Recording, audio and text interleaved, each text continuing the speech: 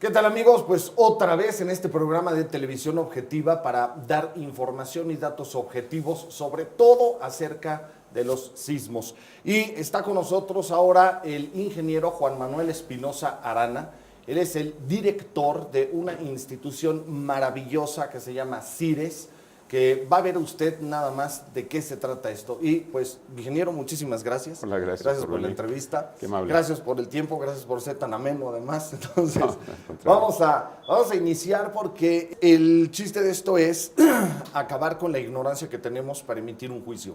Hay una frasecita por ahí que yo hice que dice que todo prejuicio es directamente proporcional al nivel de ignorancia que se tiene sobre lo mismo que se juzga. No podemos decir la alerta sísmica no funcionó si no sabemos ni cómo funciona una alerta sísmica. Entonces, vamos empezando por esta idea. ¿Qué le parece, ingeniero? Bien, sí, es un reto el fenómeno de los sismos. Está presente en nuestra región del mundo, porque hay aquí culturas muy antiguas que han dejado testimonio de, de estos pictogramas que existen en algunos museos europeos donde ya se ve Sí. el calendario azteca, sin ir más lejos, habla del quinto sol de la época que termina con sismos. O sea, hay una exposición al fenómeno sísmico en las culturas que han habitado esta región del mundo. Entonces tenemos cada vez mejores recursos para poder medir sobre todo el efecto del sismo y poderlo usar para fines de una mejor calidad de construcción, y esto implícitamente reduce la vulnerabilidad. O sea, el fenómeno existe. Qué interesante eso. Si el fenómeno existe, el peligro está ahí, presente siempre en esta región, y si lo entendemos y si hacemos cosas que sean resistentes a sus efectos, no habría desastres, ¿verdad? Wow. Así de fácil. Entonces, por selección natural, muchos de los monumentos que se han construido en la Ciudad de México, en este valle de la región metropolitana, el Valle de México, pues todavía tenemos algunas evidencias prehispánicas, hay algunas pirámides por ahí, pero también hay muchos monumentos de la época colonial o construcciones que han logrado una resistencia por su forma de diseño y por las condiciones del terreno donde se fueron edificadas, han logrado resistir. Claro, algunos monumentos como la catedral requieren de una conservación sistemática para que se tenga ahí. Recién este sismo de septiembre de 19 tiró algunos remates de esculturas muy valiosas, ¿verdad? Entonces todo eso ocurre, pero hay muchas construcciones antiguas que están presentes, iglesias, templos, y otros edificios más recientes que algunos por desconocimiento completo del fenómeno, que no es un ideal, digamos, cada vez aprendemos, como en septiembre pasado vimos casos importantes con los temblores del Golfo de Tehuantepec, que es un sismo muy grande, un sismo 8.2, y en su viaje se atenúa y llega a México un efecto muy severo, se sintió en la medianoche del día 7, se sintió fuerte, pero a los pocos días tuvimos el del 19, que es un sismo 30 veces más chico por su tamaño, de un 7.1, comparado con el de Tehuantepec. Pero ¿De 8 qué? El otro fue de 8.2 y el último de 19 de septiembre, el agresivo para la Ciudad de México, es 30 veces más chico que aquel, pero a 180 kilómetros de distancia. Aquel de Tehuantepec venía de más de casi 700 kilómetros de distancia y este último está a 118 kilómetros de distancia. Qué interesante. Y así pasa entonces con todo. Podríamos llamarle como una pérdida de continuidad de vibraciones, ¿no? Sí, pues si estamos expuestos en alguna noche que salimos al campo y vemos que está lloviendo y allá a lo lejos se ven los relámpagos, bueno, pues después del relámpago escuchamos el sonido, pero si estamos muy cerca y cae el rayo próximo a donde nos encontramos, pues sí es muy sorprendente la energía del sonido y el relámpago, pero casi son simultáneos. Entonces esto habla de la diferencia de velocidad de propagación de la luz y de las ondas sonoras. Entonces algo parecido ocurre con los sismos. Los sismos tienen un patrón de propagación esférico radial, o sea, cuando ocurre el sismo en el interior de la Tierra se empieza a propagar y hay ondas muy rápidas, las que son de compresión y que van saliendo del centro de la perturbación, hacia donde nos encontramos van viajando como a 8 kilómetros por segundo. Esa es una velocidad relativamente alta. Y afortunadamente la más energética, la destructiva, que la gente dice, yo sentí que estaba temblando y de repente empezó a temblar más fuerte, es algo muy común. Sí. Lo que pasa es que son estas dos velocidades de propagación, una de compresión de 8 y a la otra es de 4 kilómetros por segundo, la de cortante, que se llama, la onda S que le llaman. Entonces, con este afortunado parámetro de velocidad de las ondas, con ondas de radio podemos ganarle el viaje. Si detectamos en el origen del sismo la importancia de su efecto, podemos por radio mandar señales a lugares distantes y saber que va a llegar la onda sísmica, y tenemos tiempos que originalmente en Guerrero, que fue donde empezamos este proyecto, de aquí bueno, ese mapa que tenemos abajo es de Guerrero, de la costa de Guerrero a la Ciudad de México hay 320 kilómetros. Entonces la onda sísmica de 4 kilómetros, la destructiva, tarda en llegar del orden de 80 segundos. Si no nos tardamos mucho en alertar, no más de 20 segundos de decir que es un sismo peligroso, de ahí salen los 60 segundos que mucha gente dice, es que da 60 segundos. Sí, si el sismo ocurre en esta región de Guerrero a la Ciudad de México son como 60 segundos, pero si ocurre un sismo como el que tuvimos aquí en Puebla, en este lugar, en la cercanía de 118 kilómetros, pues los tiempos son pues de la tercera parte, cuando mucho. Exacto. Entonces, son 20 segundos de oportunidad, porque la onda llega está de un viaje muy cercano a donde nos encontramos. Entonces, ocurrió el de Tehuantepec por acá, y son 700 kilómetros, y a pesar de que fue muy fuerte, llegó atenuado y parecía que había sido muy severo, pero el del 19 fue superior. Las mediciones de efectos en la Ciudad de México son considerablemente mayores, son las más grandes que se han podido medir después del 85 en la Ciudad de México. Entonces, si un sismo, por ejemplo, si un epicentro fuese en la Ciudad de México con un sismo, por ejemplo, 6.5, sería más destructivo. Totalmente. Sí, mucho más destructivo que uno de 8 grados en Tehuantepec, porque Así se va es. atenuando, ¿no? Sí, acabamos de ver recientemente muchos daños en países de Europa. En Italia han ocurrido sismos cerca de las poblaciones históricas, pero son sismos del orden de 5 o de no más de 5, y han generado daños severos porque ocurren prácticamente cerca de las zonas pobladas. Entonces sí es una condición muy favorable, que la mayoría de los sismos que le afectan a la Ciudad de México ocurren en la costa, en la zona de subducción, desde Bahía de Banderas hasta prácticamente Guatemala, pero aquí por eso están las estaciones tratando de estar en barrera de primera fila para ver pasar el efecto del temblor cuando inicia, y de aquí avisar a las ciudades que están alejadas de las zonas epicentrales. Estos puntos verdes están colocados de acuerdo con criterios de geofísicos donde ellos saben que hay posibilidad de temblar. Entonces, por esa razón están en ese lugar. Mucha gente decía, hay que poner más sensores. El sismo del 19 ocurrió abajo de esta estación, o sea, estamos en el lugar correcto para fines prácticos, estamos en el mejor lugar para ver que inicia el sismo. Pero ese sismo, conforme va saliendo de 60 kilómetros de profundidad, en el caso de Puebla, y toca el sensor y el sensor lo califica como peligroso, ese mismo tiempo ya ha favorecido que el efecto esté llegando a la Ciudad de México. Y mucha gente dice, sentimos el temblor y luego sonó la alerta. Sí. Y eso es una condición que no podíamos cambiar. Eso es la naturaleza, pues es imposible. Estamos en el lugar correcto, afortunadamente, y la ciudad no tiene epicentros dentro del Valle de México, epicentros de sismos graves. Sí hemos tenido sismos chiquitos, y hay muchos, pero no son del tamaño del día 19 de septiembre. ¿Eso por qué? ¿Por qué no hay epicentros? Por ejemplo, observo acá que tampoco hay muchos sensores en esta área. ¿Por qué? Bueno, la sismicidad principalmente la genera esta placa que está aquí abajo, que se llama la placa de Cocos, que se está moviendo. Aquí se ve como unas rayas, básicamente tiene un movimiento así como si fuera una gran puerta que se está metiendo, una superficie que se está metiendo por debajo del territorio norteamericano, y ese efecto aquí genera fricciones y genera brincos propiamente, que son vibraciones, y de ahí vienen los grandes sismos. Todo un estudio de geofísica. Sí, eso es un fenómeno totalmente geofísico, de tipo sismogénico, digamos. Entonces, la razón es esta ruptura de la corteza Aquí hay otra placa que está llegando, que es una placa que se llama del Caribe. Y en fin, hay una serie de discontinuidades. Esta es Norteamérica, la placa de Cocos, la placa del Caribe. Y aquí hay otras placas chiquitas que se oyen por ahí de Orozco, de Rivera.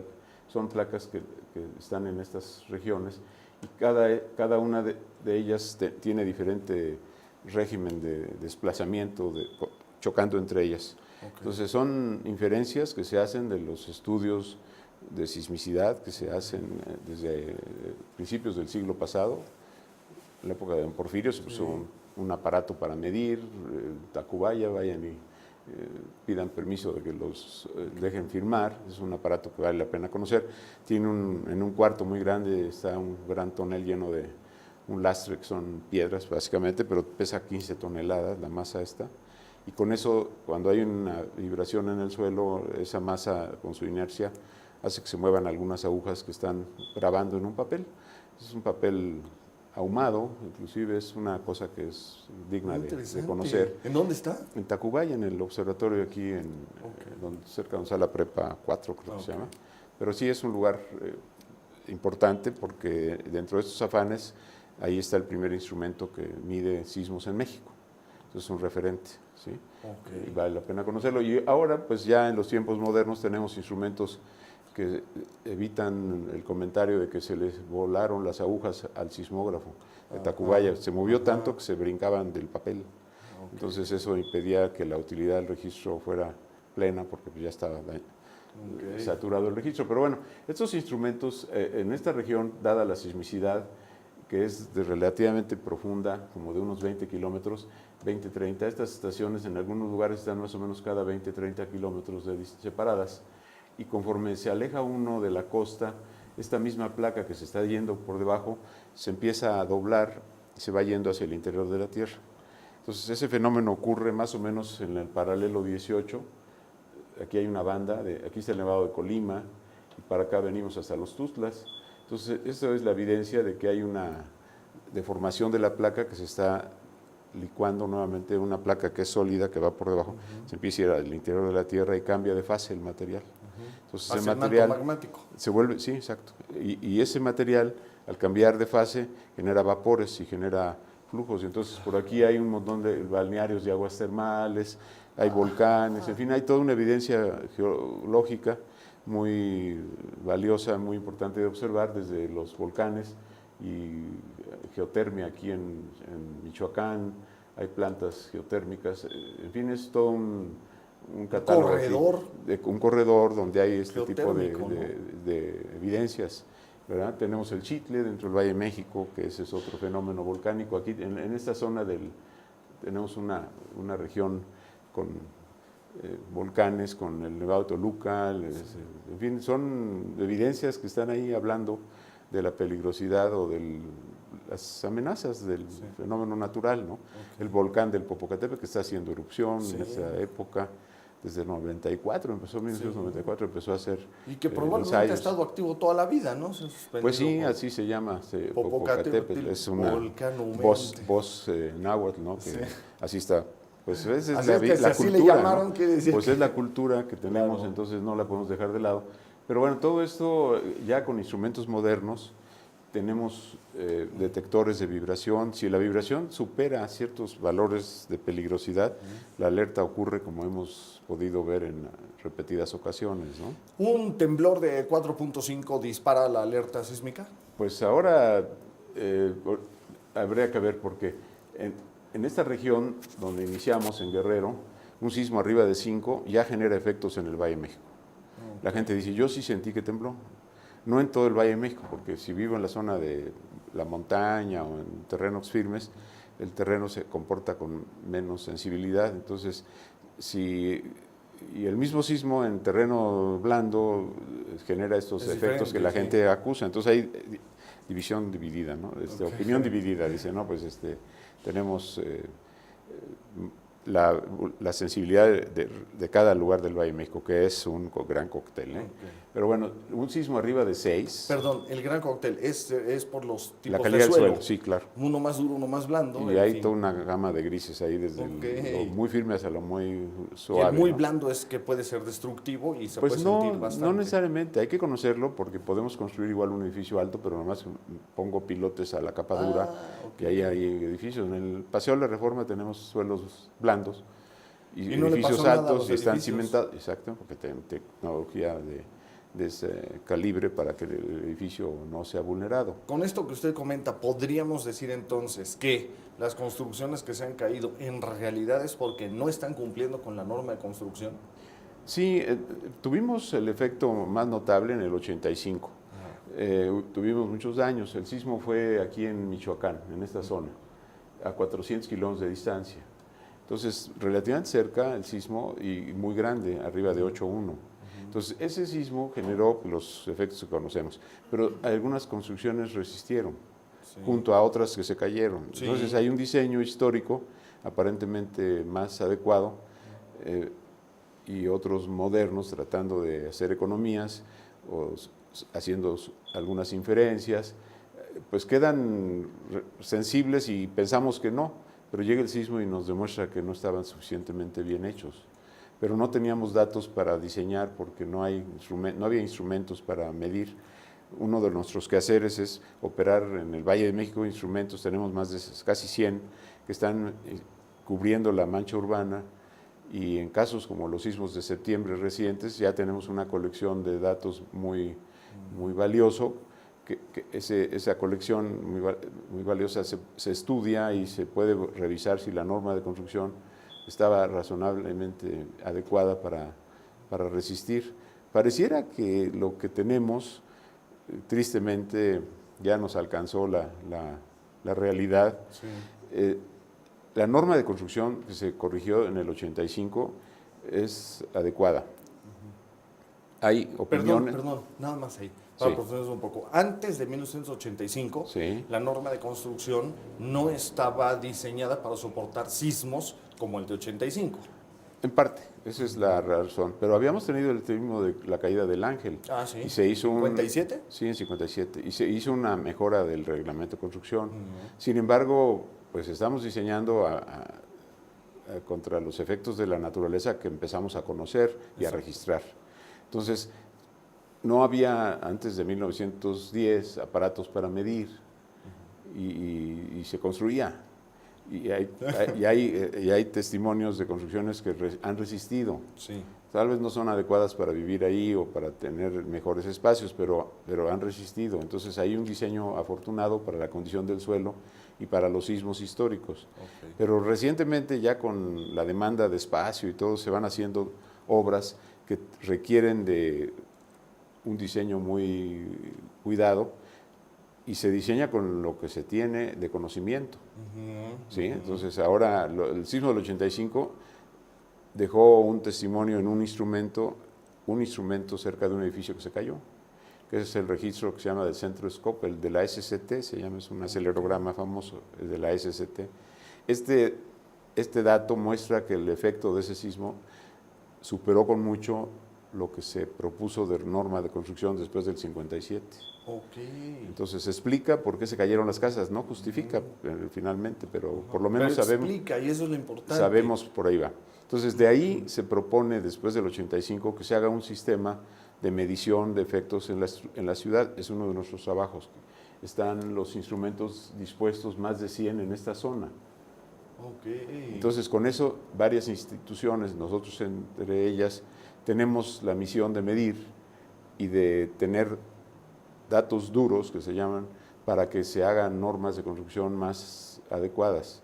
Entonces, el sismo reciente del 19 es un sismo más chico, finalmente, del 7, no fue 8 como el de acá, ni como el 8.2 de acá, un 7, pero muy cercano a la ciudad. Entonces, la proximidad no genera mucha atenuación, llega la energía muy tal cual sale del foco y genera daños que no habíamos visto, aceleraciones que no se habían medido. Wow. Y ahora tenemos una gran cantidad de datos medidos y pocos daños, 10 veces menos daños que en el 85. Entonces, pero hay daños en lugares diferentes a los que ya habíamos comprendido en el 85.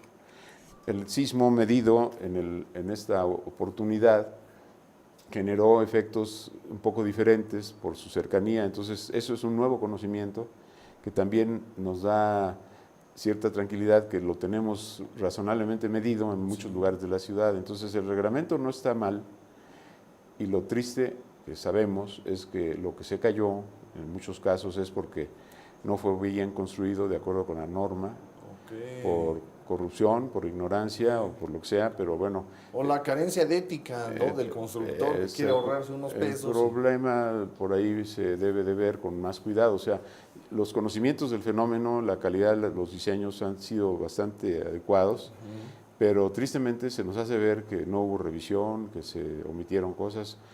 Contra eso no hay que poner ingeniería, hay que poner educación en la casa, ¿no? Perfecto. Sí, o sea, hay que poner más cuidado en que la gente sea respetuosa, Claro. que no se roben las cosas, en fin. Claro. Eso no se aprende en la escuela, se aprende en la casa. Exacto. Y ojalá y pudiéramos poner énfasis en ese aspecto, pero bueno, son momentos Es importantísimo y es gran parte de lo que hacemos nosotros en Televisión Objetiva. Sí. Acudir al llamado de la ética, la moral, los valores, porque sí hay consecuencias y las Claro, estamos viendo. pues sí, y no solamente en ingeniería, en medicina, en Sí, muchos claro, en todo. quehaceres, todos los quehaceres, la política que se dice, ¿verdad? Pero bueno, son retos que bueno, esta es una muestra, es una pequeña biopsia de... Pero además le voy a comentar, esto nos da mucha paz por lo siguiente, la gente no puede vivir con el mito de que se espera el gran terremoto y pensar que va a ser un terremoto catastrófico porque no hay construcción que soporte los sismos. No, lo que no hay es ética o ignorancia, la suficiente cultura para construir adecuadamente al suelo y a un país que va a estar teniendo terremotos toda la vida. Eso es un hecho, y cada vez tenemos mejores diseños y más conocimientos, y es posible que esa vulnerabilidad se logre reducir mucho y que la amenaza de un desastre sísmico se reduzca, porque ya hicimos el diseño adecuado, ya conocemos bien cómo protegernos, y por ese lado ya no tendríamos ese peligro, ¿verdad? Eso da mucha paz, da mucha tranquilidad. Pero sí tenemos que seguir trabajando y bueno, la naturaleza nunca nos deja ver su realidad, siempre estamos expuestos a que algo supere lo que sabíamos. Exacto, exacto. Entonces tenemos también que manejarnos con esa claridad, porque y afortunadamente los quehaceres de esta organización, de mantener equipo que mide, se justifican. Porque ¿Qué es CIRES? El Centro de Instrumentación y Registro Sísmico, Asociación Civil, bueno, le pusimos CIRES, no son sus iniciales, por cierto, pero quedó así. Sí. Pues es una organización que surgió como un apoyo que era necesario después del 85. Yo estuve trabajando 10 años en la UNAM, tuve la oportunidad de entrar como becario y acabé siendo jefe de un área de telemetría sísmica en el ámbito del Instituto de Ingeniería. Y después, por razones de falta de recursos, de lo que fuera, yo tuve un año sabático y estuve 6 años trabajando en el sector eléctrico. Y en el 85, después del terremoto, se dio la oportunidad de que se estableciera un organismo que se hiciera cargo de un servicio de toma de datos. Hacer esto en la UNAM es poco atractivo porque no es propiamente investigar. Este trabajo nuestro tiene mucho desarrollo tecnológico, pero no es investigación. No es investigación. Hay otra condición que ha favorecido el hecho de que si la UNAM tiene algún problema de tipo laboral o estudiantil y se va a una huelga, que pues, lamentablemente hay ejemplos varios, pues no podemos pedirle a los temblores que no ocurran. Sí. Entonces tenemos que tener... ahorita no, porque están en huelga. Así es, tenemos que poner un órgano más blindado contra este tipo de realidades y nosotros somos los responsables entonces de un servicio que lleva 32 años propiamente, tomando datos y garantizando que hay que hacer con un cierto grado de garantía, ¿no? Entonces, bueno, la última época de temblores fuertes en septiembre pasado generó una colección de información muy valiosa que ya de alguna manera justifica que hayamos estado esperando ese momento y con instrumentos muy avanzados y muy diversos, sobre todo en el territorio donde tenemos el los sensores de la alerta sísmica, pero pues mucho más lo del Valle de México, que también es un cambio dramático de un acelerograma de la SCT, ahora tenemos como 80 medidos en la zona urbana, ¿no? Entonces, bueno, son trabajos que se tienen que hacer, pero con una visión clara de ayudar a que se mitigue la posibilidad de un desastre. Podríamos decir que el terremoto del 19 de septiembre es como una nueva recopilación de datos, como un parteaguas en cuanto a la sabiduría o cultura que teníamos desde el 85 hasta hoy. Yo creo que sí, en estricto sentido, porque mientras que hace 31 años tuvimos un acelerograma de un solo lugar de la ciudad, ahora de muchos lugares de la ciudad donde hay efectos, ahorita si quieren lo vemos en una pantalla, sí. Se puede ver que hay una cantidad de datos que ya en manos de los investigadores, yo he escuchado, porque ellos tienen la potestad de hacer ajustes en el reglamento de construcción, yo he escuchado esto que comentábamos hace un momento, o sea, no se justifica que hagamos cambios en las normas de construcción. Tristemente, la causa de los daños es otra. Sí. Entonces qué fuerte eso, ¿eh? Pues sí, lamentablemente. Pero es un buen llamado el que estamos haciendo ahorita, sí, para avisar a la gente y decir, oigan, pues hay que asesorarse. Hay que hacer su labor éticamente, ¿no? Por supuesto. Porque sí hay consecuencias. Bueno, pues ya lo vemos. Pero y sí, también la gente que compra, ¿no? Que se fije más en la estructura que en las ventanas de aluminio y en las lamparitas.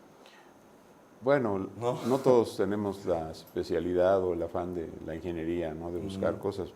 Hay gente que necesita un lugar donde vivir y paga por él y hay que darle lo que él necesita, ¿no? Sí. Yo creo que hay problemas de la ética famosa. Sí, ¿no? la ética otra vez. Sí. Pero bueno, pues es el reto. Muchas gracias que nos entrevistamos y la labor de ustedes que, pues en ese sentido hace mucho efecto para que nos sentemos a reflexionar, ¿no? Sí, cierto. No es todo bien. tan nada sencillo. más para cerrar el ejemplo, y si nos muestra la pantalla que nos dijo, me encantaría. Sí. Pero nada más para reflejar el ejemplo, si nos paramos con una linterna en Tehuantepec, una linterna de pilas, ¿no? Sí. Pues a lo mejor a 2 metros va a iluminar bien, pero nunca va a llegar a la Ciudad de México porque se va atenuando hasta que se pierde. Perfecto el ejemplo. ¿Podríamos ponerlo así como un sismo? Sí, porque son ondas y la luz también es un fenómeno ondulatorio, pero a la distancia se reduce la intensidad y se pierde, sí, efectivamente. Por eso entonces en Puebla el de 7.1 se sintió más fuerte que el de 8. Claro, de 8.2. De Tehuantepec. De Tehuantepec. Se fue disminuyendo la fuerza por la distancia. Sí. Les vamos a poner para que lo graben cómo funciona la alerta sísmica. Podemos leer archivos del efecto medido. ¿Del día 19? Del 7 de septiembre. Ah, qué bien. Y del 19. Son dos casos pues, muy importantes que vale la pena que los tengan. Están por ahí en algunos lugares ya de YouTube, pero ustedes lo pueden tener aquí de primera mano para que lo sí, mejor y que nos lo explique. Sí, cómo no, con mucho gusto. Gracias. Y bueno, adicionalmente vamos a ver el mapa de la Ciudad de México, donde se puede también conocer el efecto que se logró grabar o medir en los 2 sismos, ¿sí? Para que tengan el paquete completo. Muchas gracias, de verdad, por el apoyo y la divulgación. Sí, gracias. Bien. El sismo ocurre aquí y no lo vemos porque está lejos de Los instrumentos están donde se presume hay epicentros, pero este sismo está demasiado alejado de la zona instrumentada. Empieza a ocurrir y unas estaciones de aquí detectan que hay alguna vibración y empiezan a determinar un efecto moderado o bajo, y conforme va pasando la parte fuerte del sismo por esta región hacia México, se revisa la detección y se vuelve fuerte. Se va a ver el nivel en rojo, ¿sí? Entonces, ya cuando alcanza esos niveles en rojo aquí, se emite la alerta y se va a ver que la Ciudad de México y a nivel federal, las ciudades tienen esta alerta pública, ¿sí? Entonces, ¿cuál alerta? La alerta pública. O sea, hay una alerta que deben de emitir las estaciones cercanas al epicentro, son estas. Pero el epicentro no está en el territorio de Oaxaca, está hasta acá, prácticamente por aquí. ¿En el océano? Sí, está en el mar, aquí en esta región. Y es como de 80 kilómetros, creo, de profundidad, ¿no? También de Tehuantepec. Si se rebasan los valores peligrosos, la estación llama. Dice, estoy viendo una cosa que hay que prevenir. Y si hay más de una estación en esa condición, que es lo más normal cuando está el temblor iniciando, otra estación confirma. Y si confirman dos, se abre la alerta, ¿sí? Entonces es un proceso muy emocionante cuando empieza una estación a decir, que aquí lo escuchamos cuando una estación capta. Ahorita podría ocurrir, este es el monitor, nos deja leer, pero está también atendiendo lo que llaman las estaciones. Okay. Si en una estación se da un sismo, dice, estación tal magnitud, están determinando una magnitud. Si otra estación cercana dice magnitud, y puede ser que sea de nivel peligroso, se abre la alerta. Okay. Lo que vamos a ver entonces es cómo va a viajar una onda. Se van a empezar a hacer círculos concéntricos aquí, que son los que simulan la velocidad de propagación de las ondas de 4 kilómetros y de 8, que les decía yo. La más veloz va a avanzar más rápido y la segunda viene atrás, es más lenta, son de dos colores, las van a ver. Y cuando esto ocurre, aquí, cuando se dispara la alerta, aquí este contador empieza a llevar, desde cuántos segundos lleva de haberse alertado. Cuando la onda sísmica fuerte empieza a llegar a la Ciudad de México, aquí ya son 120 segundos. Okay. Eso fue lo que dio de oportunidad. Son los segundos, sí, esos son los segundos de oportunidad de la alerta y cuánto lleva de disparar la alerta y tú puedes ver en qué momento va llegando la onda donde tú estás.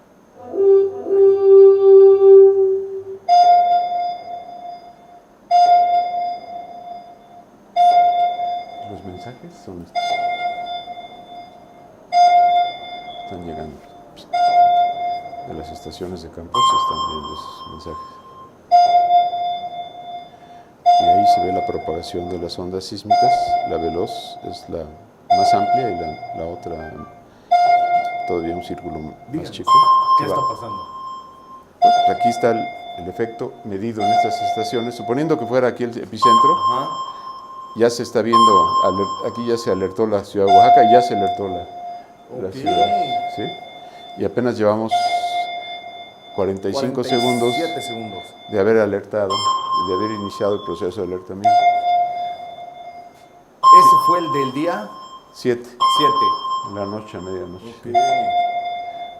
Muchos datos de estos se van poniendo en esa matriz que se comparte con el Instituto de Geofísica, con el Servicio Sismológico de México. Ellos captan esta información también. Okay. Y ellos de ahí ya pueden empezar a hacer inferencias de dónde es el epicentro. Pues el primer lugar donde se da es aquí, en Cires. Bueno, aquí llega por radio, sí, pero simultáneamente estamos entrando a la UNAM.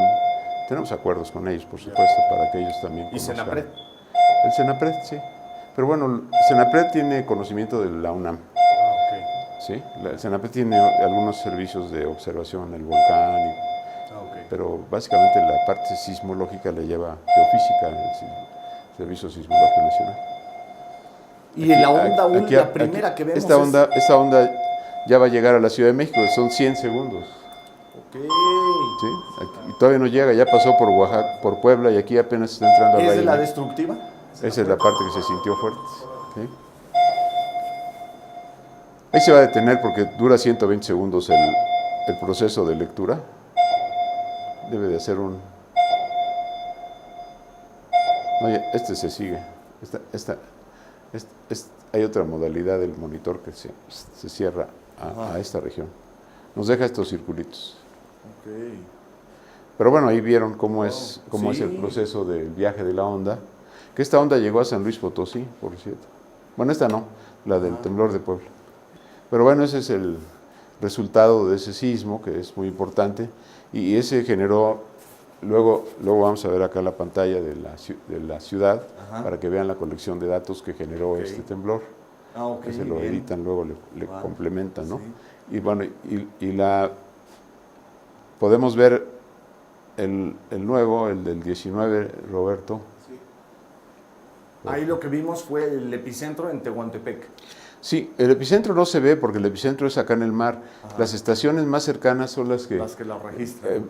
Aparentan, o no aparentan, idealmente cuando el epicentro es abajo de ellas, ajá, pues ahí dice aquí en esta zona cercana está el epicentro, en este caso no. no fue. Entonces lo que vamos a ver ahorita... Es uno que sí está prácticamente como el diseño, el epicentro ocurre aquí, abajo de este lugar está el foco del temblor, entonces más cerca que eso no se puede, porque la gente dice, es que podríamos poner más sensores. Pues, entonces, si quieres, pero nada más que no hacen falta, porque en particular este temblor, estábamos en el mero epicentro, donde ocurre. Entonces, la mejor oportunidad para leer que estaba un sismo peligroso, no la podíamos mejorar. Sí, no.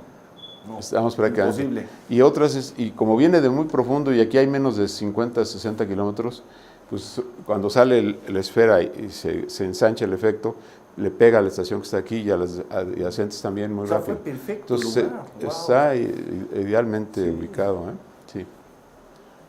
Ahora ya tenemos aquí el del 19, alerta pública. Igual, pero esto todo ocurre aquí en esta zona. Bien. Mucho ojo.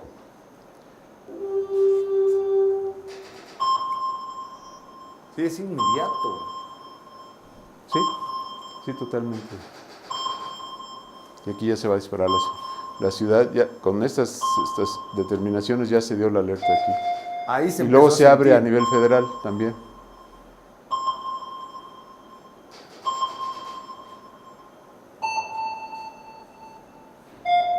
Ya se abrió, más lejos. Sí.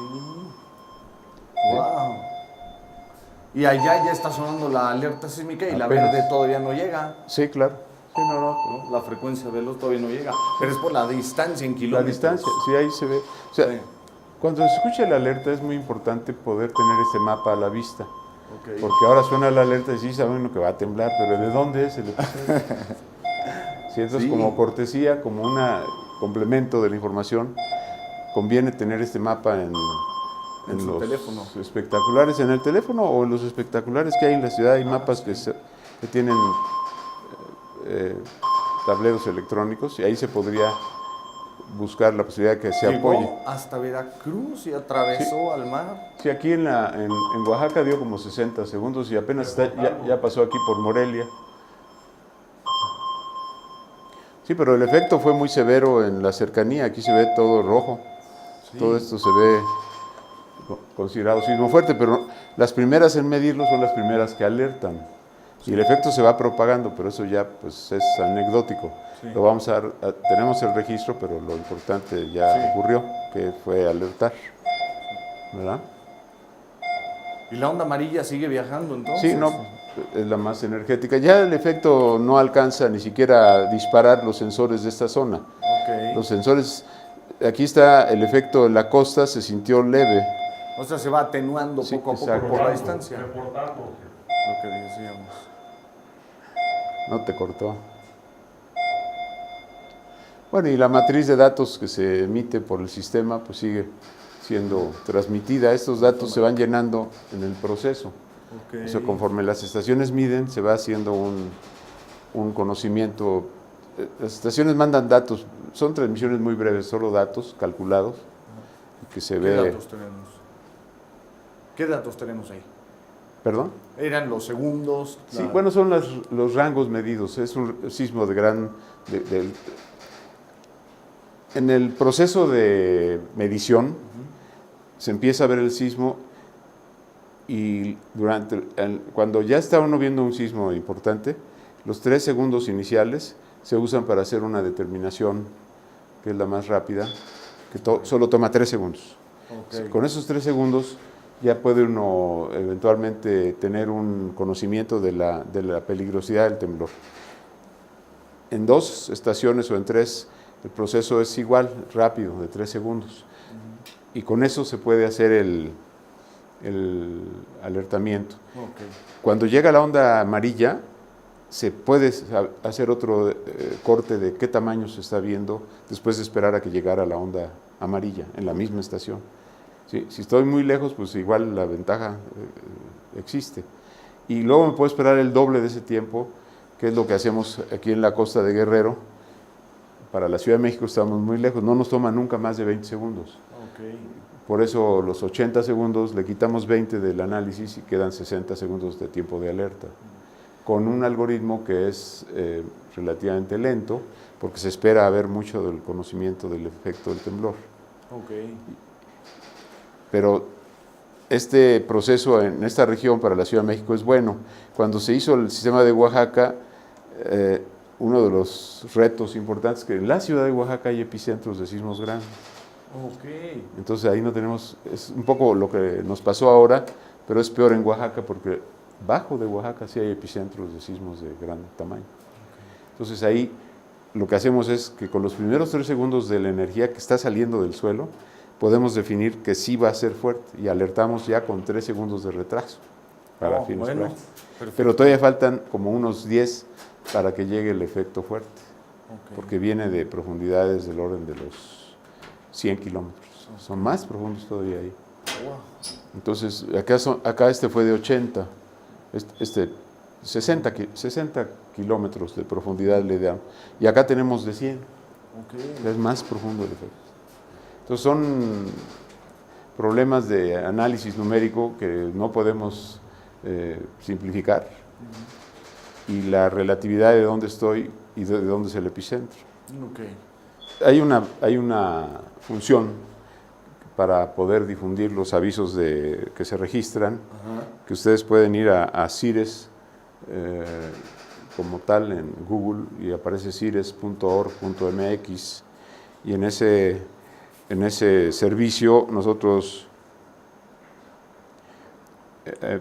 difundimos los mensajes del sistema, los resultados del sistema conforme se van agregando al servidor. La gente puede conocer los efectos, los acelerogramas de los... ¿Tomamos en su teléfono lo de CIRES? Si quieren ver. Bueno, esta es la página. Vamos a ponerlo Ahí así, está, creo. parado. Pudiera ser mejor así. Este es el centro y esta es la página en un smartphone. Y toda aquí, la gente tiene acceso a esto. por supuesto, está abierto, es totalmente abierto al público. Hay una parte de la página que se llama Red Acelerométrica de la Ciudad de México, RACM dice ahí, es esta. Y si entro aquí aparece un mapa de la zona urbana donde se pueden ver los efectos medidos en diferentes puntos donde hay aparatos de medición. Hay una lista aquí de los fechas de los sismos. Por ejemplo, aquí estamos viendo el temblor del día, vamos a ver, el temblor del día del sismo de Tehuantepec. Es un sismo grado 8. Aquí podemos ver el efecto del temblor en diferentes lugares de la ciudad. Si hace falta, tocamos alguno de esos circulitos y se puede ver el acelerograma. ¡Wow! ¿Y esto está disponible al público? Claro, sí, es materiales como el servicio sismológico que tiene también los acelerogramas, pero esto está disponible porque la idea es que la gente lo pueda usar. Kilómetros también. Sí, también de dónde viene el temblor. Ahora, bueno, podríamos ver el caso del temblor fuerte que nos ocupa, que es la colección más importante que se ha logrado con este sistema. Aquí podemos ver la severidad del efecto, que está prácticamente, sensores está como severo y muy fuerte, de acuerdo a la policromía. Pero cualquiera de estos lugares podemos pedir que nos deje ver el gráfico del acelerograma. Y bueno, son datos ya de uso para ingeniería, que se puede conocer el efecto que se logró registrar. Este es el sitio donde tenemos cires.org y es la red acelerométrica de la Ciudad de México, y aquí tienen la región geográfica donde estamos y se puede ver el efecto. Este es el sismo 8.2 del día 7, casi a las 12 de la noche, faltaban 10 minutos, y se generan estos resultados. Entonces cualquiera podría tener interés en ver cómo esto creo que es del Cerro de la Estrella, el efecto. A ver si lo puedo mover.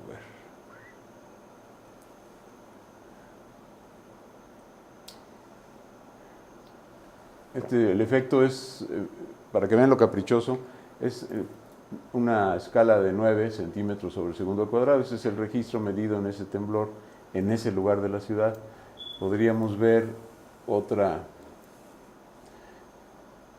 efecto del mismo temblor, ahí cerca de la glorieta en Xochimilco, el touch screen. Aquí es casi 6 veces más grande el efecto medido en Xochimilco. Está en 58 Gal, mientras el otro era 9. ¿Sí? Pero bueno, este es un... Eso pasado a la medición de 8.1 y 7, ¿cómo que será? No, acuérdense que el 8 es en el lugar allá de Tehuantepec. Sí. Estamos a 700 kilómetros, aquí dice, de distancia del lugar.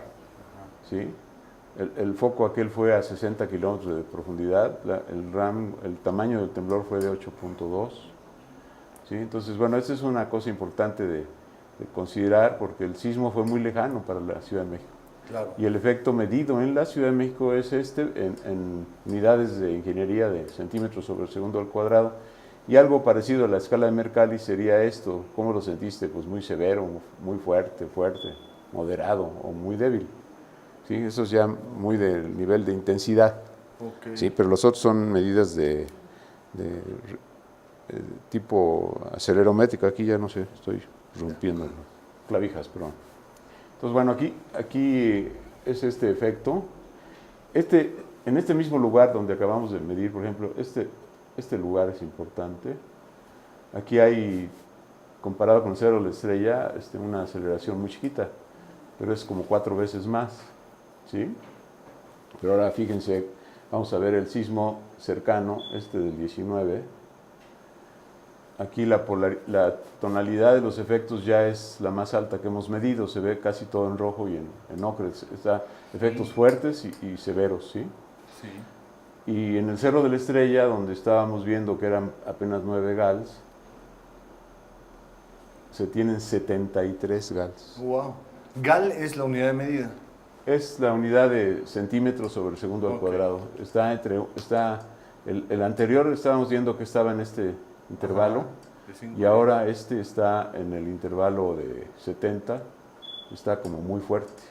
Sí. El mismo temblor medido en el Cerro de la Estrella, ¿sí? Sí, y bueno, pues eso es lo que se... Qué bien, y que la gente tenga acceso a esto es una maravilla. Sí, pues es parte de lo que se puede obtener en esta oportunidad. Y cómo no se sabe, ¿no? O sea, no se divulga esto. Por ejemplo, este mismo sismo, en este lugar que estábamos viendo, Xochimilco, vamos a ponerlo aquí el efecto... ¡Wow! 168. 168, pero esta es la primaria Aurora López Velarde. A ver, ¿cómo que sé? Aquí son 207 en Sala Glorieta de Vaqueritos. ¿En la Glorieta de Vaqueritos? Ahí tuvimos problemas con el TEC de Monterrey. Ah, sí. Pero bueno, el efecto no fue nada despreciable. El sismo está a 118 kilómetros, prácticamente de la misma profundidad que el de Tehuantepec, de 87 kilómetros de profundidad, bastante menor. Ajá. Pero sí es pues pero sí recibimos toda su potencia. Claro. No se atenuó con los kilómetros. No, pues sí se atenúa en rigor, pero está demasiado cerca. La atenuación no es tan grande. No es tan grande, exacto. Así es, entonces sí. Y es una atenuación como si fuera de audio, que tiene bajo los agudos o alto los agudos. Ajá. Dependiendo del viaje por las capas diferentes de la Tierra, los efectos van prevaleciendo. Los bajos, por ejemplo, cuando ustedes se acercan en las cosas del trabajo a un lugar donde hay una fiesta, lo primero que se percibe es los tambores. Sí, pum, sí, pum, sí. Porque son los que llegan más lejos. Es cierto. Y ya se acercan hoy en el platillo, ¿no? Sí. Están allá a 2 centímetros del... Sí. Entonces es exactamente el mismo fenómeno. Sí. La onda de audio y la onda del sismo a gran distancia, prevalece la onda de más energía, que es la de baja frecuencia. Bien. Aquí tenemos una unidad que es un acelerómetro que transmite datos de que está temblando. Hace un momento, bueno, vamos a poder ver en el monitor unos golpes que le podemos dar aquí. Quedan grabados allá en en el monitor que ustedes pudieron ver hace un momento. Ajá, sí. Vamos a esperar Qué un ratito. interesante esto, porque entonces ahí tiene un sensor que detecta. Sí, aquí hay un acelerómetro. Un Este es un acelerómetro. equipo muy especial que genera voltaje en función de los golpes de la aceleración que recibe. Ok. ¿sí? Entonces aquí el sensor es digitalizada su información en esta unidad que está diseñada aquí en el centro y construida también. Aquí tenemos el proceso de armado. Y este otro módulo es el que permite transferir a través de fibra óptica o de diversos medios la señal a los usuarios que estén aquí cerca o a gran distancia. Okay. ¿Verdad? Pero con eso ya se cierra lo que es el aspecto de detección del sismo y su comunicación a cualquier lugar donde pueda aprovecharse para alertar. Qué bien. Este es un receptor de señales de alerta sísmica desarrollado para las escuelas del sector escolar de enseñanza básica, escuelas públicas. Entonces este equipo permite hacer simulacros y captar los avisos, ¿verdad? Este dispositivo es el que cierra este proceso de detección del sismo, calificación de su peligrosidad, emisión de un aviso de alerta, y el usuario o el vulnerable debe de saber que viene un sismo y corregir. Entonces, con este receptor se puede, además de los servicios que ha puesto el gobierno de la ciudad de altoparlantes, la Asociación de Radiodifusores del Valle de México también ha puesto mucho de su empeño desde 1993, nos permiten intervenir sus emisiones de televisión y de radio para que la audiencia en general escuche que hay un aviso de alerta. Nos ha tocado a todos seguramente escuchar en el radio o ver en la televisión o los altoparlantes ahora en la calle y más recientemente. ¿Cuántos hay? Pues hay más de 10,000, hay como 14,000 receptores, bueno, altoparlantes en la ciudad. Entonces ya, aunque no tenga uno el teléfono, que ahora hay una aplicación gratuita, el gobierno también tiene un 911 Ciudad de México, que complementan con el mensaje que se oye por los postes. Okay. También lo vamos a poder escuchar, llegado el caso, en los teléfonos. Pero bueno, son esfuerzos que se hacen para que la gente se entere. Es un trabajo que nunca se ha terminado. Tenemos gentes con diferentes capacidades que podrían no escuchar una llamada. Exacto. Hay que poner estrobos, en fin, hay retos diversos para que la gente pueda saber que hay una amenaza y protegerse, ¿no? Bien, ok. Pero bueno, son trabajos que estamos siempre promoviendo su perfeccionamiento y es esta oportunidad de que ustedes hagan difusión, divulgación de lo que se trabaja y los avances que existen, pues seguramente nos permitirá tener ecos de lo que la gente requiere. Sí. Pues, ingeniero, muchísimas gracias. No, el ingeniero Juan Manuel Espinosa, que nos ha hecho el favor pues, de divulgar toda esta información que tanto necesitamos, ¿no? Para salir de esta ignorancia donde que la gente deje de decir, es que no funciona. No, aquí está perfectamente explicado. Depende de los epicentros y de muchas cosas. Sí, es un trabajo complejo y bueno, no deseamos que ocurran señales de alerta, pero sí es muy deseable que si la gente escucha el alertamiento, tenga su propio plan de yo qué debo de hacer en caso de que suene la alerta, porque si no es como tener un coche que un niño no sabe manejar y se vuelve algo peligroso, ¿no? Exacto. Pero pues ingeniero, gracias. Muchísimas gracias. Gracias por sus atenciones, gracias por la amabilidad. Gracias a ustedes. Hasta luego. Bien, pues ya sabe usted, nos vemos aquí nuevamente en Televisión Objetiva todos los martes y jueves, 10:30 de la noche. Gracias, hasta la próxima.